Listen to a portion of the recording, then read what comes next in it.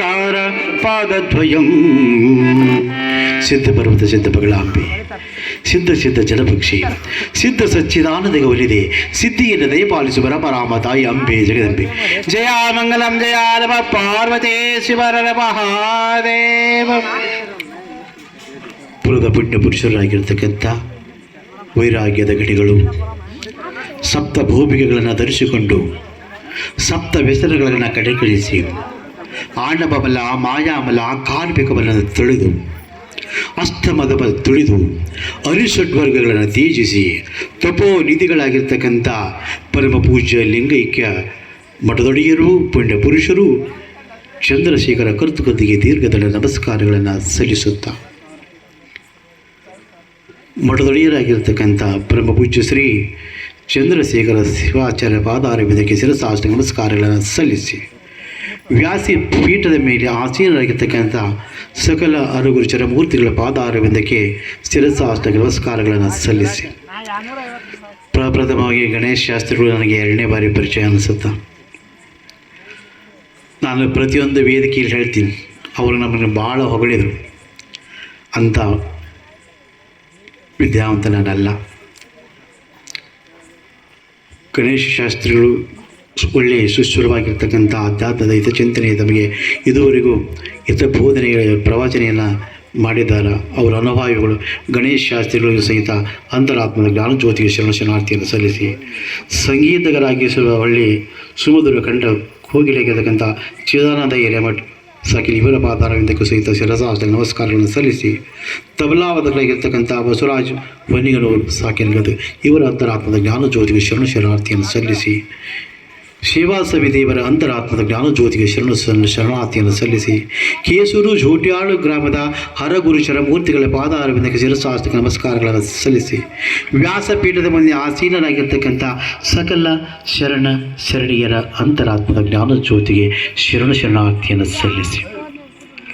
ಭಾಳ ಮಾತಾಡ್ಬೋದವ ಅಥವಾ ಸ್ವಲ್ಪ ಹೊತ್ತು ಮಾತಾಡ್ಬೇಕಾ? ಭಾಳ ಮಾತಾಡ್ಬೋದಲ್ಲ. ಮಾತಾಡಿದರೆ ಹೆಂಗಿರ್ಬೇಕಂದ್ರೆ ಮನಸ್ಸನ್ನು ಆತ್ಮನ್ನು ತಲ್ಲಣಗೊಳಿಸಬೇಕು. ಹೌದಲ್ರಿ ಗಣೇಶ ಶಾಸ್ತ್ರಿಗಳು? ಎಲ್ಲರ ಮಾತಾ ಬೇರೆ, ನಾ ಮಾತಾಡೋ ಮಾತು ಹೆಂಗಿರ್ತಾವ ಒಂದು ಅಂತರಾತ್ಮ ಮುಟ್ಟಿ ಹೌದೌದು ಅಂತಿರ್ಬೇಕು ಅಂತ ನಮ್ಮ ಸದ್ಗುರುಗಳು ಹೇಳ್ಕೊಡ್ತಾರೆ. ಇರುವೆಯಿಂದ ಆನೆಯವರೆಗೆ 84 ಲಕ್ಷ ಜೀವರಾಶಿಗಳಿದ್ದಾವೆ. ಎಷ್ಟಿದ್ದಾವೆ? 84 ಲಕ್ಷ ಜೀವರಾಶಿಗಳಿದ್ದಾವೆ.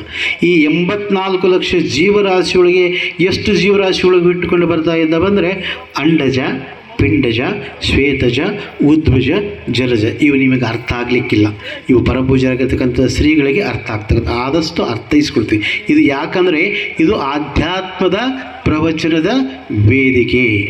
30ನೇ ವರ್ಷದ ಶ್ರೀ ಶಿವಯೋಗಿಗಳ ಪುಣ್ಯಸ್ಮರಣೋತ್ಸವ ಅಂಗವಾಗಿ ರೇಣುಕರ ಒಂದು ಉತ್ಸವ ಸಹಿತ ತಾವು ಮಾಡ್ತಾ ಇದ್ದೀರಿ ಅಂತಂದ್ರೆ ಇದಕ್ಕೆ ನಿಮಗೆ ಜ್ಞಾನದ ಬೋಧನೆಯನ್ನು ಸದ್ಗುರುಗಳು ಒದಗಿಸಿಕೊಟ್ರಲ್ಲ, ನಿಜವಾಗಿರ್ತಕ್ಕಂಥದ್ದು ನಿಮ್ಮದು ಭಾಗ್ಯ. ನಿಮ್ಮಗಳ ನಾನು ನೋಡಿ ಏನಾದರೂ ನಾನು ತೊದಲು ಮುಡಿ ಮಾತಾಡ್ಕೊಂಡು ಬರಬೇಕು, ಎಷ್ಟೇ ಕಷ್ಟ ಇದ್ರೂ ಸಹಿತ ಜೋಟ್ಯಾಳ ಕೇಸೂರಿಗೆ ಹೋಗಿ ಬರಬೇಕಂತ ಹೇಳಿದ್ರೆ ಇದು ನನ್ನ ಭಾಗ್ಯ ಅಂತ ನಾನು ಹೇಳಕ್ಕೆ ಇಷ್ಟಪಡ್ತೀನಿ. ಯಾಕಂದರೆ ಇವತ್ತು ನಾವು ಹೆಕ್ಕಡ ಹೋಗತ್ತೀವಿ. ನಮ್ಮ ಶಾಸ್ತ್ರಿಗಳು ಇಲ್ಕಲ್ ಶಾಸ್ತ್ರಿಗಳು ಹೇಳಿದರು, ಗಣೇಶ ಶಾಸ್ತ್ರಿಗಳು ಹೇಳಿದರು, ಸಿರಿಯ ಸಂಸಾರ ಸ್ಥಿರ ಬಂದು ನಂಬದರು ಹಿರಿದಂತ ಸಂತನ ಹರಿದೊಂದು ಜಾವಕ್ಕೆ ಹರಿದು ಹೋದಂತೆ. ಇಳು ಮಾನವ, ಇರುವೆಯಿಂದ ಆನೆಯವರೆಗೆ 84 ಲಕ್ಷ ಜೀವರಾಶಿಗಳಿದ್ದಾವ.